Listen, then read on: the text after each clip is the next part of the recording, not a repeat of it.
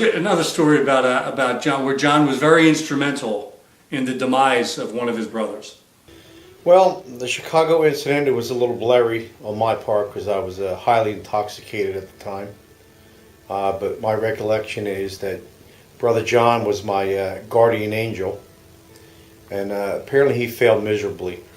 We learned at our Chicago trips that souvenirs were a must, and way too much drinking was always in order. If you recall, we were late coming out of the airport that year because of fog, so we had to race to catch up.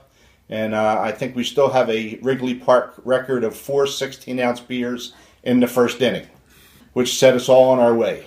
After the one game, we had a deal that if by a certain time we weren't all together, that we would just meet back at the hotel. We were hitting most of the bars along the street, along the stadium there, Murphy's being the one that we liked so fondly. As fate would have it, we weren't all together, at least not all of us. So Jimmy had found himself a good seat at the bar and was able to get quite a few free drinks from the local patrons. And little did we know that Jim had kind of slid down the end of the bar and was partaking in shots for hours with a bunch of young girls. Everybody kept getting my attention to get the bartender's attention. Then everybody bought me a shot.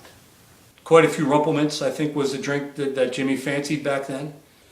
We didn't know any of that was going on, and then we decided leaving there that we were going to have a buddy system. So each brother had to line up with a buddy, and you were assigned to Jim. Me and John are outside, and we all kind of came out a little bit after each other. This is a bad thing. John and I are thieves, because I guess before we were really drunk, there was the little souvenir stand guy. And I saw a Cubs watch and thought I should have it. Even though I had $600 in cash in my pocket, I took the watch. Sorry. And John saw me take it, so John decided to take a watch. Now you know why it's baseball and stealing things with John. And we end up in a reggae bar. I'm in the reggae bar first, and then I saw John in the reggae bar. And realized I recognized him. I didn't really know he was my brother until we got close, and it's like, I know that guy. It's my brother. Then it's like, all right, I got to get out of here. And then I think we headed out of the bar and headed to wherever we were going. Somehow we ended up walking down the street to get back to the hotel. It was late in the day after many libations. We kind of had a tradition of walking down Clark Avenue, right? There's a Jake's Pub further down, and the first year we went there, we bought every shirt that they had in the place. So we kind of had a tradition of walking down Clark Street of certain bars we were going to stop in, and your father had to just go into this bookstore. They was going to find some books there that they didn't have in New Jersey. Brother John decided he needed to shop for some books. He pushed me up against the brick wall, is what he told me, and said, don't move. Much to our surprise, we see one dude holding another dude up against the van. And you positioned Jim just outside of a bus stop and just like leaned him up there. I was told to stand by the wall and don't move. What we found out later was that Johnny wasn't doing a very good job of keeping an eye on Jimmy.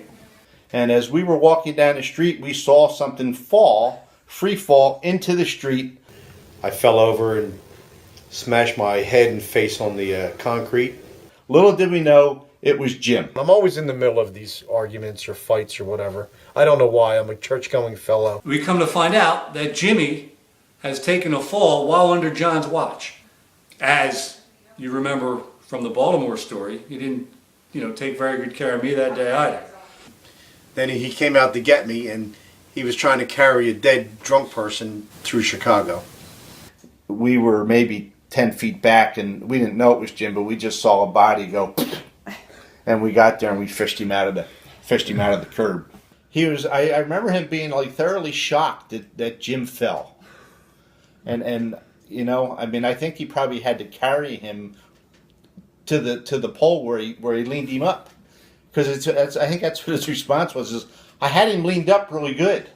But that's what he just felt. He would just leave Jimmy there for a minute or two, run over to the bookstore. So Jimmy was tattered. Jimmy was bleeding.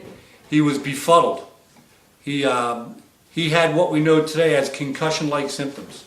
We chatted about it as a group, and we decided, we thought it would make sense to take Jimmy to the hospital. Johnny vehemently disagreed. Johnny was fine just seeing Jimmy wilt there on a hot summer day. I believe I pissed my brother off. Johnny thought Jimmy would be fine if we just took him back to the hotel and let him sleep. Well, I'm not a doctor, but let me tell you this. We wouldn't have our brother Jimmy today if it wasn't for the fast action of some of Johnny's other brothers. Who in turn put me in a cab and said I was dead. And he claimed I was dead. And then they said, how could he be dead? Because he's crying.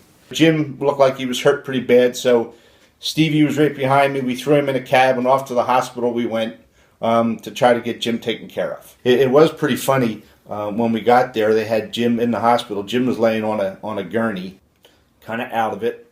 Every few minutes would wake up and throw up a little bit on the side of him, and we were all plotting. And we were, we can't call home. We can't tell anybody what's going on. All I know is when he came home from the airport and he was in bed, I turned around and he had scrapes all down his face. I said, "What happened?" I said, "Who beat you up?" Because I thought he got beat up. And he's like, "Oh, well, my brother John propped me up against the wall and told me to stay there. He was supposed to watch me." He goes, "He walked away and I fell on the ground." As time went on, we tried to convince the doctor to let Jim go, and that wasn't working very well. That didn't work very well either. They decided he was going to stay overnight.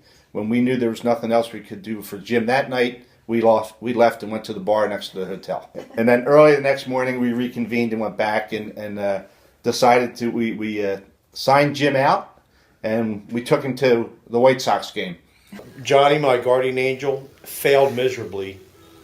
But I believe I redeemed myself because when we went back in later years, we went back to the bookstore, and I did purchase John 2 books for his pain and suffering. John, the buddy system didn't work real well, and I don't know, maybe you could have duct taped Jimmy to that pole. So I guess the moral of the story is you just can't trust Johnny. He looks like a mild-mannered 58-year-old fella, little gray hair, but you just can't trust the guy. Bad news.